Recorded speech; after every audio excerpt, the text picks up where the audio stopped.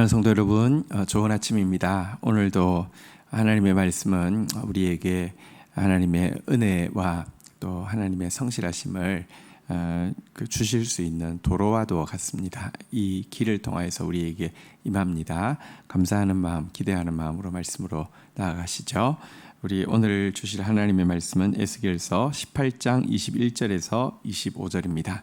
에스겔서 18장 21절에서 25절, 21절, 22절 먼저 읽겠습니다. 21절. 그러나 악인이 만일 그가 행한 모든 죄에서 돌이켜 떠나 내 모든 율례를 지키고 정의와 공의를 행하면 반드시 살고 죽지 아니할 것이요. 22절. 그 범죄한 것이 하나도 기억되지 아니하리니 그가 행한 공의로 살리라. 자, 지금 하나님께서는 아비가 신포도를 먹으면 아들이 이가시다라는 잘못된 이스라엘 백성들의 상투어를 고치기 위해서 말씀하고 계십니다.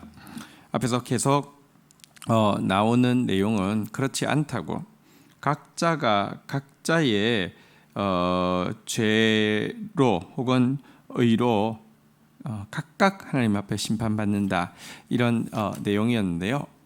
오늘은 그러면 이제 악한 자는 악으로 말미암아 심판받아 멸망하고 의로운 자는 의로 말미암아 구원받는다는 내용이었는데, 그러나 여기 이와 같은 법칙이 그들을 심판하거나 구원하는 것은 아니라 예외가 있음을 좀 보여주고 있습니다. 첫 번째, 악인에 대한 내용입니다. 악한데 행한 악이 굉장히 많고 악인이었는데 어떤 계기로 그가 모든 죄에서 돌이켜 떠나게 되는 일이 생기면 어떻게 되냐는 것입니다. 죄에서 돌이켜 떠난다는 것은 모든 율례를 지키게 되는 것입니다. 죄에서 떠난 증거는 말씀이 들리고 말씀이 크게 보이고 말씀을 지키기 위해 몸부림치는 것이죠. 그리고 말씀을 정말 들리고 크게 생각하고 몸부림치는 사람은 공의와 정의를 구하고 행하게 되는 변화가 일어나게 되는데요.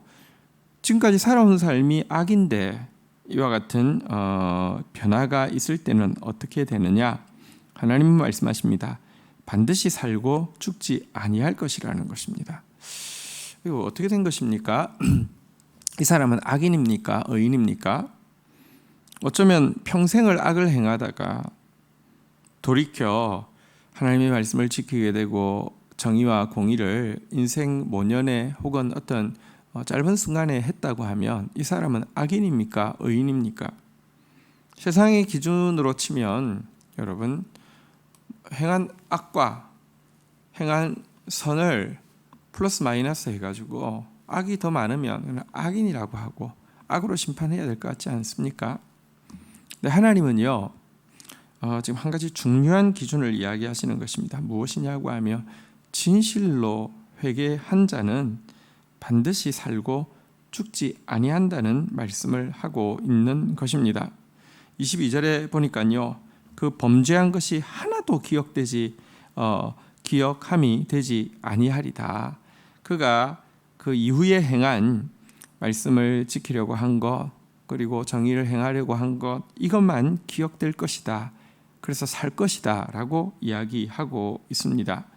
진실로 회개한 사람에게 하나님은요, 과거에 범했던 그 많은 죄를 기억지 않으시고, 사실은 진실로 회개한 사람이 있다고 하면 하나님은 그 사람을 바라볼 때 이미 우리의 모든 죄를 위해서 대신하기 위해서 죽으신 예수님의 십자가만 기억하지 그의 옛 죄를 기억하지 아니하신다는 것입니다. 이것이 성경에서 이야기하고 있는 회개, 이것이 성경에서 이야기하고 있는 용서입니다. 진실로 회개하면 하나님은 용서하시고요, 용서한 죄에 대해서는 깊은 바다에 던지시고 발로 밟아서 으개시고 깊은 바다에 던져서 다시는 찾을 수 없게 하시겠다는 것이 성경의 가르침입니다. 행한 악에 비하면 회개라는 것이 사실은 어쩌면 너무 가벼울 수도 있는데 왜 이렇게 하실까요? 23절 한번 보겠습니다. 23절 주 여호와의 말씀이니라. 내가 어찌 악인이 죽는 것을 조금인들 기뻐하랴. 그가 돌이켜 그 길에서 떠나 사는 것을 어찌 기뻐하지 아니하겠느냐. 여러분, 왜 이와 같이 회개하면 그것이 진실하다고 하면 용서하는 줄 아십니까? 하나님께서 가장 기뻐하는 것은 돌이켜 그 길에서 떠나 사는 것, 다시 말하면 진실한 회개를 하나님 제일 기뻐하시고요. 사실 하나님이 제일 슬퍼하시는 것은 악인이 그 악으로 말미암아 끝까지 악을 고집하다가 심판받게 되는 것, 하나님 조금도 기뻐하지 않습니다. 우리는요, 정의롭지도 못하고 공의롭지도 못하지만 여러분들 스스로 정의롭고 공의롭다고 생각하고 나서 하는 이렇게 중요한 한 게임이 뭐냐고 하면 다른 사람 판단하는 것입니다. 그리고 다른 사람 정죄하는 것입니다. 그리고 이 사람은 이렇게 되는 것이 공의라고, 이 사람은 이렇게 되는 것이 공의의 심판이라고 이야기하면서 저 사람은 마땅히 죽어야 되고 저 사람이 죽으면 속이 시원하고 뭐 이런 식으로 우리는 하나님의 공의를 가지고 다른 사람을 판단하고 다른 사람들이 심판받기를 즐거워하는 면이 있습니다. 그런데요, 하나님은 악인이 그 악 가운데서 죽는 것을 사실은 조금도 기뻐하지 않으시고 악인이 그 길에서 떠나 사는 것은 가장 기뻐하십니다. 이것이 하나님의 마음이고, 그래서 이 하나님의 긍휼의 마음 때문에 진실로 회개하기만 하면 그의 과거에 지은 수많은 악에도 불구하고 하나님은 기꺼이 기쁨으로 용서하시고 다시는 기억지 않는다는 것입니다. 바로 이 같은 하나님의 마음, 회개를 기뻐하시고 악인의 멸망을 싫어하시는 하나님의 마음 때문에 성경에서는 심판이 이렇게 계속 지연되어지고 있다고 이야기합니다. 주의 약속은 어떤 이들이 더디다고 생각하는 것 같이 더딘 것이 아니라 오직 주께서는 너희에 대하여 오래 참으사 아무도 멸망하지 아니하고 다 회개하기에 이르기를 원하시느니라. 그래서 사실 여러분, 나중에 최후의 심판이 이루어질 때 또 각각의 인생에게 하나님이 인내하다가 심판하실 수밖에 없을 때, 심판이 이루어질 때가 있죠. 그러나 그때에 이제 심판받은 사람들 하나님 앞에 섰을 때 여러분들 항변할 말이 하나도 없습니다. 하나님은 옳으시다는 말 외에는, 하나님은 지나치게 긍휼을 많이 베푸시고 기회를 많이 주셨다는 말 외에는 할 말이 없을 정도로 하나님은 악인의 멸망을 지금도 기뻐하지 않으시고요, 악인의 회개를 가장 기뻐하는 분이신 것입니다. 이 때문에 진정 하나님을 믿는 하나님의 자녀는 악인의 멸망을 기뻐해서는 안 되고 악인의 회개를 사실은 기뻐하고 기대하는 마음을 포기해서는 안 됩니다. 그러나 동시에 여러분들, 이 말이 우리의 그 악을 회개하지 않는 것에 대한 합리화는 아닙니다. 이렇게까지 기회를 주셨는데 끝까지 악을 고집한 사람이기에 하나님은 소멸되지 않는 지옥불로 그들을 심판한다고 이야기하고 있는 것입니다. 어쨌든 우리는 빨리 일찍 달게 회개하는 것이 가장 큰 축복임을 잊지 않아야 되겠습니다.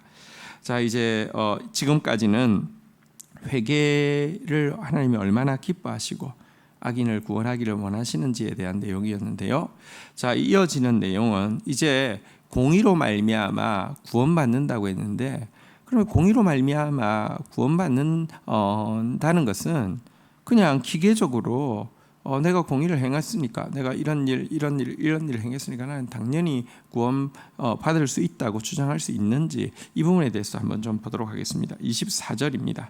만일 의인이 돌이켜 그 공의에서 떠나 범죄하고 악인이 행하는 모든 가증한 일대로 행하면 살겠느냐? 그가 행한 공의로운 일은 하나도 기억함이 되지 아니하리니 그가 그 범한 허물과 그 지은 죄로 죽으리라. 앞에서 이야기한 그 심판의 원리에 의하면 악인은 심판받아 멸망할 것이고 의인은 구원받아 영생할 것이라고 그랬는데, 자 이제 이런 경우는 어떻게 되냐는 말입니다. 의인이 평생 의를 행했는데 어느 한순간 돌이켰습니다. 그리고는 이제 그 하나님의 말씀을 떠나서 범죄하기 시작합니다. 세상의 악한 자들이 행하는 모든 가증한 일들을 그대로 하게 됩니다. 그러면 어떻게 되느냐는 것입니다. 어쩌면 살아온 평생이 의를 행했고 짧은 순간에 악을 행했다고 하면 어떻게 하는 것이 맞겠냐는 것입니다. 세상 기준으로 하면 이것도 역시 의, 악 플러스 마이너스에서 의가 더 많네? 그럼 너는 구원받아, 이렇게 이야기합니다. 그런데 하나님은 놀라운 말씀을 하십니다. 만약 그가 완전히 돌이켜서 이제 의가 아니라 악을 행하는 사람으로 갔다고 하면 앞에 그가 행한 공의의 일이 얼마가 되든지 상관없이 하나도 기억되지 않을 것이라고. 그래서 그가 지금 행하고 있는 허물과 죄로 말미암아 죽을 것이라고 이야기하고 있습니다. 이건 또 무엇입니까? 앞부분에서는 악인에 대해서도 긍휼이 있어서 회개하면 하나님께서 용서하시고 구원하신다고 했는데요. 여기 의인인데, 그래도 명색이 의인인데 왜 이렇게 심판을 다시 이야기하십니까? 굉장히 중요한 것을 우리에게 알게 합니다. 그래서 무엇이냐고 하면 우리가 이 땅 가운데서 행하는 의가 우리의 구원의 필요 충분 조건이 될 수 없음을 분명히 보여주고 있는 것입니다. 무슨 말이냐고 하면 필요 충분 조건이 무엇입니까? 그거면 무조건 구원받는 것이죠. 여러분, 의는 구원을 받는데 필요 조건 맞습니다. 근데 우리가 행하는 의가 이 필요를 완전히 충분하게 채우는 의냐? 그럴 수 없습니다. 의는 없나니 하나도 없습니다. 우리가 의를 행할 때에도 하나님이 의롭다고 여겨주셔서 의지, 그 자체가 완전하신 하나님의 기준에 보면 의가 아닙니다. 하나님이 그냥 긍휼히 여겨주시는 것입니다. 사실 구원에 필요한 필요 충분 조건의 의는 예수 그리스도의 의입니다. 그런데 예수 그리스도가 우리를 대속하시는 이 의를 덧입을 수 있는, 우리 것 아니지만 우리가 계속 덧입을 수 있는, 덧대어서 입을 수 있는 유일한 길은 겸손한 마음입니다. 겸손한 마음으로 우리가 의를 행하고 겸손한 마음으로 공의와 정의를 행하는 길밖에 없는데, 만약 어떤 사람이 과거 자기가 지은 의가, 행한 의가 공로가 되어서요 교만해지고, 교만의 결과로 여러분들 사람이 변하게 되어서 악을 행한다고 하면 겸손이 없는 사람에게는 심판이 따를 수밖에 없고, 겸손이 사라진 순간 그가 과거에 행했던 하나님께 긍휼을 입었던 의는 모두 이제 그를 교만하게 만드는 재료가 되기 때문에 하나도 쓸 수 없는 것이 된다는 것입니다. 성경에 보면 심판의 자리에서 사람들이 이렇게 이야기할 사람이 있을 것이라는 것입니다. 주여, 왜 내가 심판을 받아야 됩니까? 내가 주의 이름으로 병든 자를 고치고 선지자 노릇하고 기적을 행했는데 왜 내가 심판받아야 합니까?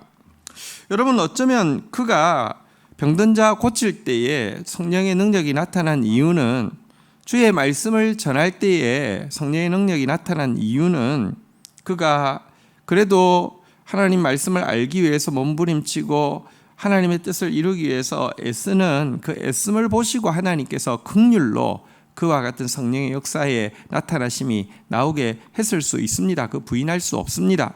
한때 하나님 앞에 매달렸기 때문에 그에게 성령의 은사가 주어졌을 수도 있습니다. 그런데 그거로 인하여서 교만해지고 그거로 인하여서 자기는 차원이 다른 존재의 사람이라고 주장하고 그거로 인하여서 이제 자리는 여전히 종교적인 자리에 있는데 행하는 것은 마귀와 같이 갑질을 하고 힘을 쥐어서 갑질을 하고 숨은 부끄러운 일들을 뒤에서 쾌락을 쫓아 행하고 있고 그리고 결국 목표는 물질밖에 없게 되었다고 하면 여러분 하나님께서 나는 너를 도무지 모른다고 이야기하신다는 것입니다. 과거에 그가 하나님 찾았던 것 그래서 하나님의 은혜를 덧입고 능력을 덧입었던 것 그것이 결국 그를 지금의 괴물을 만드는 자양분으로 오용되었기 때문에 그의 과거에 하나님 찾았던 행위 하나님의 기름 부음으로 말미암아 했던 그 열매들이 그를 구원하지 못한다는 것입니다. 여기서 우리에게 보여주는 것은 겸손이 심판을 이기는데 얼마나 중요한 것인지에 대한 것입니다. 심판을 이기는 길은 회개고요. 또 심판을 이기는 길은 겸손입니다.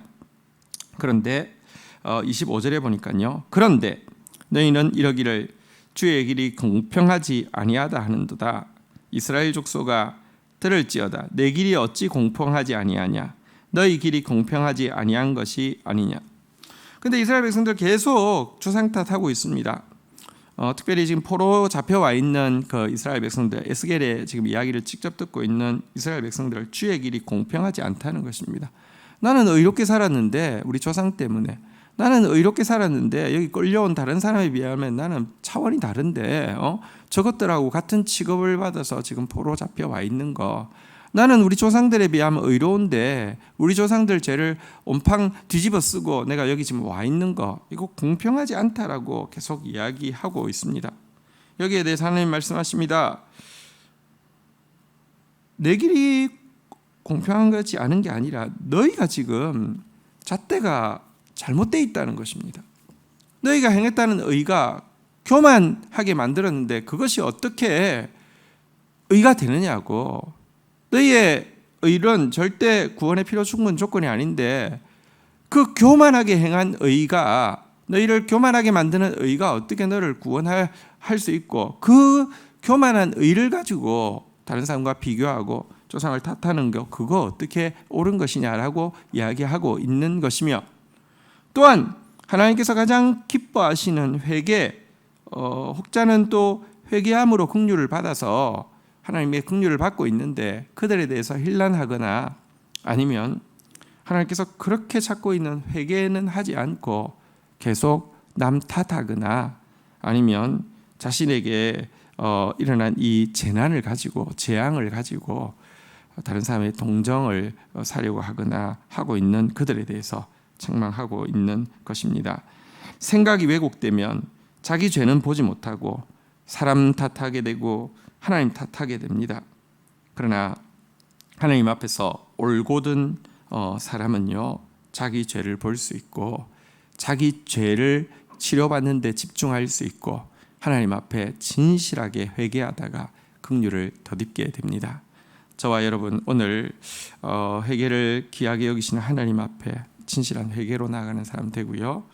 겸손을 귀하게 여기시는 하나님 앞에 교만을 가장 미워하시는 하나님 앞에 교만을 떨쳐버리는 하루 되기를 주의 이름으로 축복합니다. 주신 말씀 가지고 제가 기도하며 나아가도록 하겠습니다. 하나님, 악인이 죽는 것을 조금도 기뻐하지 아니하시고 악인이 돌이켜 회개하는 것을 가장 기뻐하시는 하나님, 하나님의 마음 가져서 악인을 바라보면서도 정말 하나님의 긍휼을 받을 수 있는 회개를 중보하는 자 되어지게 하여 주시고 나부터 하나님 앞에서 정직하게 내 죄를 인정하고 철저하게 회개하고 돌이키는 데 집중하는 저희들 되어지게 인도하여 주시옵소서. 하나님, 내 의가 결코 구원의 필요 충분 조건이 아니라 내가 행한 모든 일은 사실은 완전하신 하나님의 기준에 저질에나 사실은 오염된 죄에 지나지 않지만 당신의 긍휼로 말미암아 의로 여김 받을 수 있는 것임을 인정합니다. 그럴진대 주께서 의롭다 여겨주실 때에도 그것이 은혜인 줄 알고 더 겸손한 사람 되어지게 하여 주시고, 하나님 내 의를 내세우면서 교만해짐으로 말미암아 다른 사람들을 고통스럽게 하고 다른 사람들을 심판하는 일을 즐겨하며 결국 하나님 앞에 긍휼 없는 심판을 받는 자 되지 않도록 저희를 철저히 겸손하게 하여 주옵소서. 하나님, 우리의 생각이 왜곡되어 있고 우리의 말이 왜곡되어 있으면 자신의 죄는 보지 못하고 끝끝내 다른 사람 탓하고 하나님 탓하다가 멸망할 수밖에 없음을 보게 됩니다. 오늘 정확한 주의 기준을 보여주셨사오니 하나님, 그 기준 앞에서 내 생각이 교정되게 하여 주시고 내 말에서 잘못된 말이 뿌리 뽑힐 수 있도록 도와주시옵소서. 항상 공평하시며 항상 긍휼이 많으신 주님, 그 하나님 앞에서 겸손하게 회개하는 하루 되게 은혜를 더하여 주옵소서. 예수 그리스도의 이름으로 기도 올립니다. 아멘.